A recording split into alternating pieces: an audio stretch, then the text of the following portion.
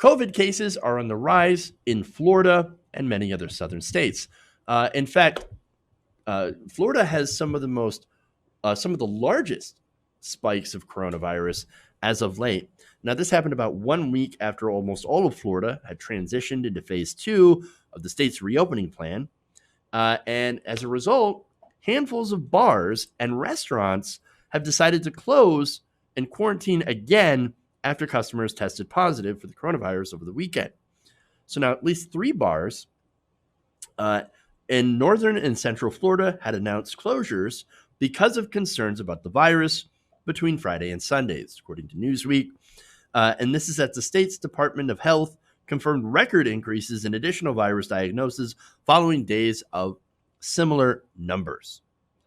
So now 2 of the 3 bars that are discussed in this story are located in Jacksonville Beach. On Sunday, CBS Jacksonville reporter Jamarlo Phillips shared a photo to Twitter that pictured Lynch's Irish Pub empty. So that's one of the restaurants, one of the bars that decided that they were going to close down. Local news reported that followed cited comments from the pub's owner, Keith Doherty, confirming that it was closed for sanitation after recent patrons tested positive for the novel coronavirus. On Sunday, Phillips shared a screenshot of a statement shared to Facebook by the owner of Rec Tiki Lounge, another Jacksonville bar, announcing its temporary closure. Quote, "Our establishment has become aware of positive tests for COVID-19 and have visited our business." This is according to Tiki Lounge owner Fernando Meza. He said, "We will be closed for the next few days to sanitize the bar and send our staff to get tested. Our establishment, there's the next one here. This is Kiwi's Pub and Grill, saying on Facebook, it saddens me to say that Kiwi's will be closing temporarily, effective immediately. We have been informed by 6 different people today that have been infected with the coronavirus, and they have been inside Kiwi's within the last week." They added, "This may seem like an extravagant step. However, we are taking no chances with the health of our staff and our customers." Well, maybe it wasn't time to open up. I'm just saying. Maybe it was a little too soon. Maybe Florida wasn't quite ready to open up. Now, they haven't been ready for quite some time.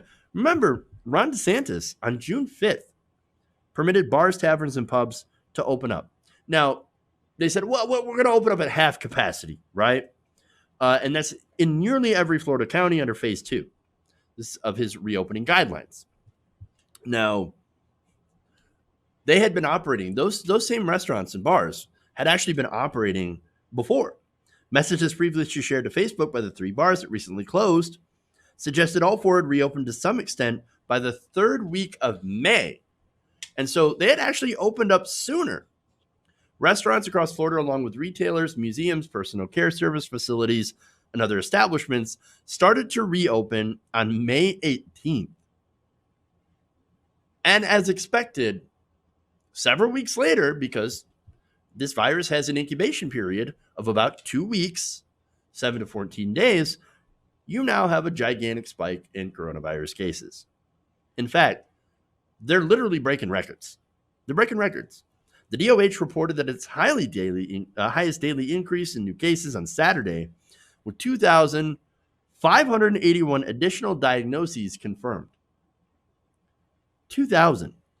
And then, of course, you also had 2,000 the day before. What do you say to this, right? Play stupid games, win stupid prizes. It was too early to open. We were saying that it's too early to open. And of course, the state of Florida and many other states as well. It's not just Florida. It's Georgia. It's South Carolina. Actually, South Carolina didn't even close at all. Look, you had these states where we said, don't open up. It's not over yet. First it goes to the big cities and then it travels to these other places. And look, that was their chief argument, right? Well, we're not seeing coronavirus here in my little small town.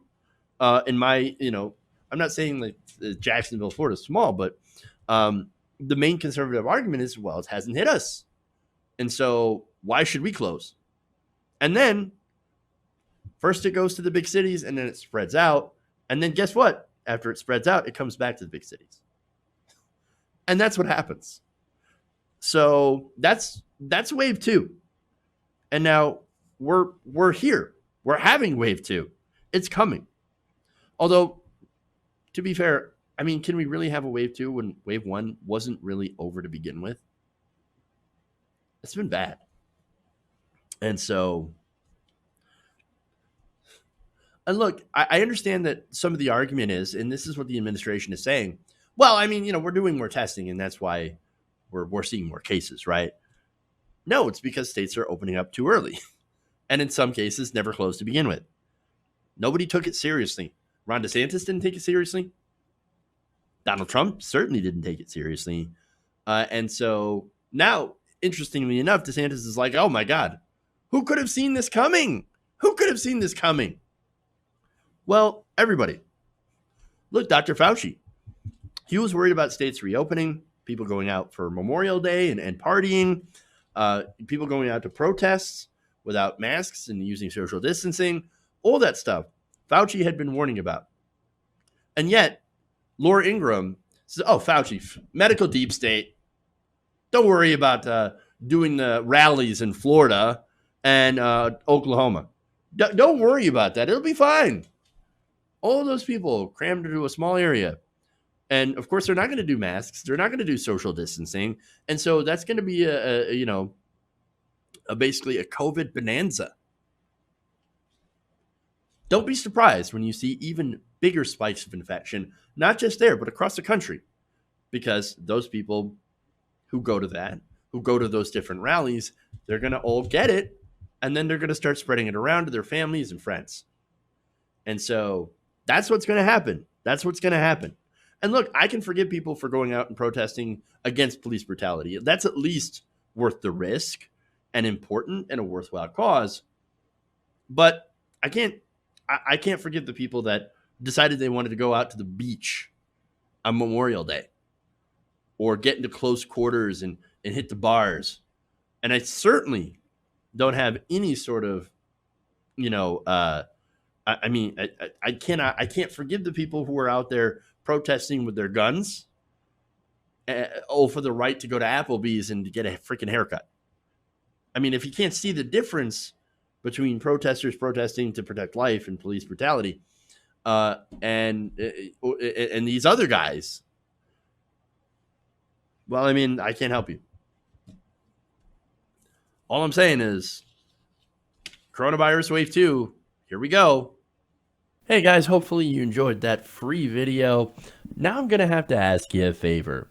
Between the demonetization and the YouTube algorithm messing around with view counts, etc., we're having a hard time adjusting to the new YouTube reality, which is where you guys come in. See, we have a Patreon, patreon.com/TYTNation, set up to help us rely on you guys, the viewers, instead of big corporate ads. Look, you know the show. You know I'm not in favor of big corporations anyway. So help us transition away from relying on the ad model to pay the bills and sign up to be a patron, patreon.com/TYTNation. That goes a long way to help us keep the lights on. And you guys will know that you're supporting independent, progressive media.